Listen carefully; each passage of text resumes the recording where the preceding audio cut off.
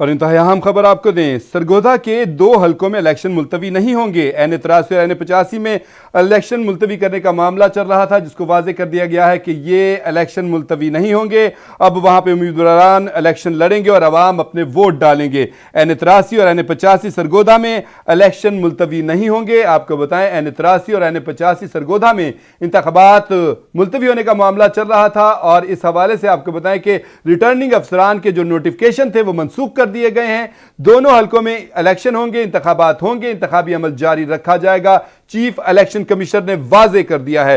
Chief election commissioner की सरबराही में commission ने केस की समाअत की और इंतखाबात मुलतवी करने से पहले रिटर्निंग अफसरान ने इंक्वायरी नहीं की और ऐसा ये क्यों अमल उन्होंने किया, उन्होंने क्यों इंक्वायरी नहीं की और ये इलेक्शन मुलतवी उन्होंने वाज़े तौर पर कह दिया कि नहीं होंगे। हमें जाली डेथ सर्टिफिकेट फ्राहम किया गया था, रिटर्निंग ऑफिसर ने यह कहा और चीफ इलेक्शन कमिश्नर ने कह दिया कि यहां पर इन हलकों में इलेक्शन मुलतवी नहीं होंगे। N83 और N85 में अब बाकायदा इलेक्शन होंगे। उन्होंने कहा अपनी डेट पर, अपनी तारीख पर 8 फरवरी को ये इलेक्शन होंगे और वहां पर उम्मीदवारान जो हैं वो इलेक्शन लड़ेंगे भी और अवाम जो हैं वो भी अपने वोट कास्ट करेंगे। N83 और N85 में रिटर्निंग ऑफिसर ने इलेक्शन मुलतवी करने के लिए कहा था और कहा गया था कि यहाँ पे इलेक्शन मुलतवी किए जा रहे हैं, लेकिन वाज़ेह तौर पर कह दिया गया है कि ऐसी कोई सूरत हाल नहीं है। सरगोधा के N83 और N85 में इलेक्शन होंगे, बाकायदा इलेक्शन होंगे और वहां पर उम्मीदवारान जो हैं वो बाकायदा इलेक्शन लड़ सकेंगे और अवाम अपना हक़ राय दही आज़ादी के साथ इस्तेमाल कर सकेंगे।